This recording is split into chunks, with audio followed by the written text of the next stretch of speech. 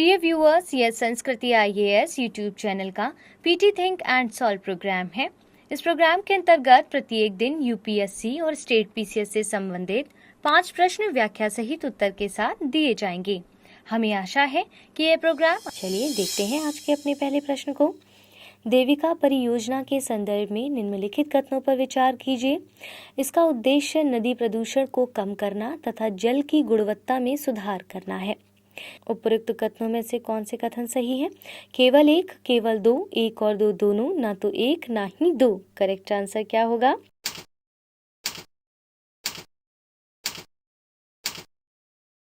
Option A. व्याख्या को देखिए जरा। केंद्र द्वारा वित्त पोषित 190 करोड़ रुपए की देविका परियोजना के जून 2022 तक पूरे होने की संभावना है। यह परियोजना मार्च 2019 से राष्ट्रीय नदी संरक्षण योजना के तहत कार्यरत है। इसके तहत देविका नदी के तट पर स्नान घाटों का विकास, अतिक्रमण को रोकना, प्राकृतिक जल निकायों को सुगम बनाना, शमशान भूमि क्षेत्रों आदि का विकास किया जा रहा है। परियोजना का मुख्य उद्देश्य नदी के प्रदूषण को कम करना तथा जल की गुणवत्ता में सुधार करना है। यह जम्मू और कश्मीर की परियोजना है। देविका नदी का उद्गम जम्मू और कश्मीर के उधमपुर जिले की पहाड़ी से होता है, जो बाद में पाकिस्तान की ओर से प्रवाहित होती है, और इसीलिए विकल्प ए इसका करेक्ट आंसर है। आइए दूसरे प्रश्न की ओर बढ़ते हैं। इनिशियल पब्लिक ऑफर के संदर्भ में निम्नलिखित कथनों पर विचार कीजिए। यह कंपनी को सार्वजनिक निवेशकों से पूंजी जुटाने की अनुमति देता है। इसे जारी करने के दौरान कंपनी को सेबी के पास अपना प्रस्ताव दस्तावेज दाखिल करना होता है। उपरोक्त कथनों में से कौन से कथन सही है? केवल एक, केवल दो, एक और दो दोनों, ना तो एक ना ही दो। करेक्ट आंसर क्या होगा?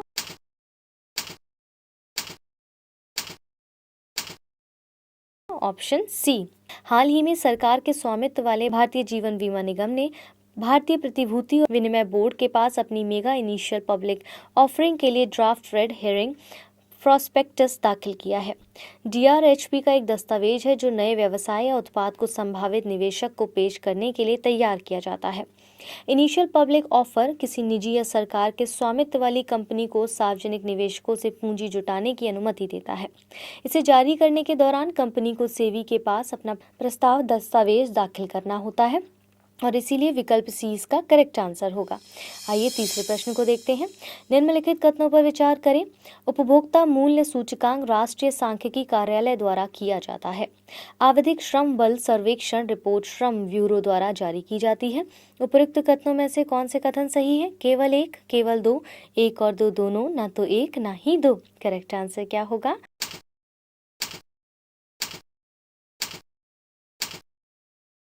Option A. हाल ही में राष्ट्रीय सांख्यिकी कार्यालय यानी कि एनएसओ द्वारा जारी आंकड़ों के अनुसार उपभोक्ता मूल्य सूचकांक यानी कि सीपीआई द्वारा मापी गई खुदरा मुद्रास्फीति जनवरी में बढ़कर 7 महीने के उच्च स्तर 6.1% पर पहुंच गई है, जो दिसंबर में 5.66% थी। विगत वर्ष जून के बाद यह पहली बार जब मुद्रास्फीति आरबीआई के मुद्रास्फीति लक्ष्य ढांचे की ऊपरी सीमा को पार कर गई है। हालांकि ये सीमा से मामूली ऊपर ही है।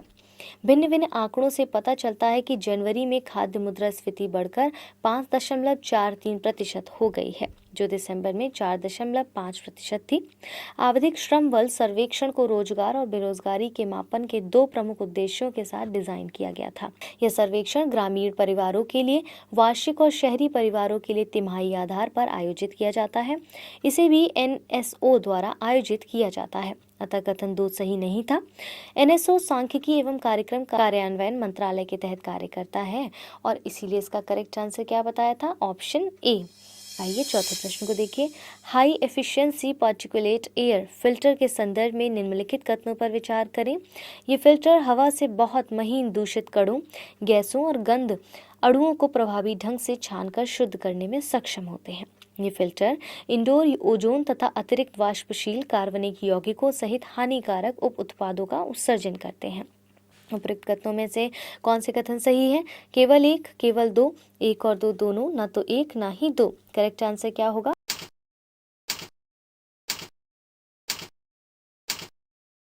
Option D. High efficiency particulate air filter हवा से बहुत महीन दूषित कणों को प्रभावी ढंग से छानकर शुद्ध करने के लिए डिजाइन किया गया है, लेकिन यह गैसों और गंध अणुओं को फिल्टर करने में सक्षम नहीं होते हैं। एक प्रकार के एयर फिल्टर सैद्धांतिक रूप से कम 99.97% धूल, पराग, मोल्ड, बैक्टीरिया और 0.3 MU के आकार के किसी भी वायु कणों को हटा सकता है। आयनाइजर तथा इसी प्रकार की गैर HEPA तकनीक का उपयोग कर निर्मित किए गए electronic air purifier indoor ozone अत्यंत महीन कणों तथा अतिरिक्त वाष्पशील कार्बनिक यौगिक सहित हानिकारक उप उत्पादों का उत्सर्जन करते हैं और इसीलिए विकल्प डी इसका करेक्ट आंसर होगा। अंतिम प्रश्न को देखिए, स्वामित्व योजना के संदर्भ में निम्नलिखित कथनों पर विचार करें। इसके तहत सरकार देश के सभी गांवों के डिजिटल मानचित्र तैयार करने का कार्य करेगी। इसे सूचना एवं प्रसारण मंत्रालय द्वारा संचालित किया जा रहा है। यह योजना वर्ष 2020 में शुरू की गई थी।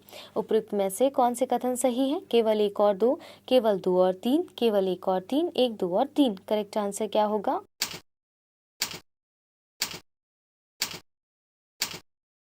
Option C. व्याख्या को देखिए, स्वामित्व योजना के तहत भारत के सभी 6 लाख गांवों के लिए डिजिटल मानचित्र तैयार किए जाने की घोषणा की गई है। साथ ही इसके तहत 100 शहरों के लिए अखिल भारतीय 3D मानचित्र भी तैयार किए जाएंगे।